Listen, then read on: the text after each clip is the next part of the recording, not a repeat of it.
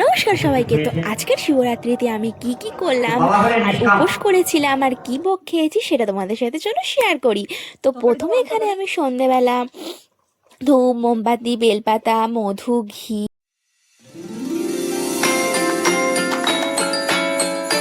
নিয়ে যাচ্ছিলাম। তো যাই হোক, তারপরে এখানে আমরা সবাই মিলে যাচ্ছি, মা বোন সাথে দিদি ঝুনু দিদি ছিল। তারপরে আমরা দেন মন্দিরে চলে গিয়েছি। তো মন্দিরটা 3বার ঘুরে তো আমরা এবারে মন্দিরের ভিতরে ঢুকবো। তো আমি, মা বলছিল শাড়ি পরতে, কিন্তু আমি শাড়ি পরিনি, তো নতুন কুর্তি পরে নিয়েছি।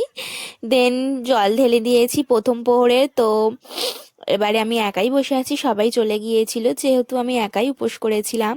তো এখানে বসে থাকতে থাকতে কিছু ছবিও তুলে নিয়েছিলাম, কি আর করব।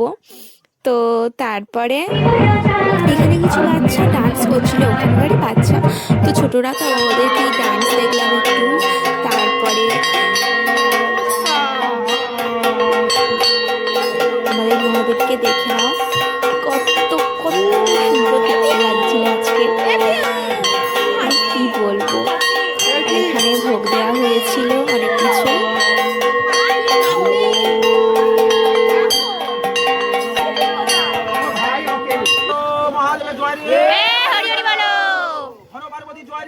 তো তারপরে বসে থাকতে থাকতে দেন 11টা 11:30 নাগাদ কারেন্ট চলে গিয়েছিল এখানে।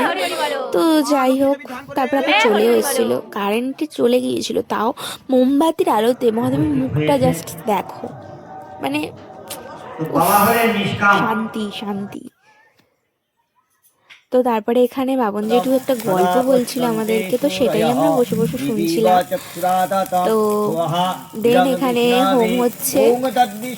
তো 5টা 4:30 নাগাদ হোমটা হয়েছিল, তো তারপরে মনে হয় আরও, যাই হোক। তো এখানে পুষ্পাঞ্জলিও দিয়ে দিয়েছিলাম। দেন সকাল হয়ে গিয়েছিল 6টা 6:30 নাগাদ বাজে তখন। তো তারপরে পথে রওনা দিয়েছিলাম।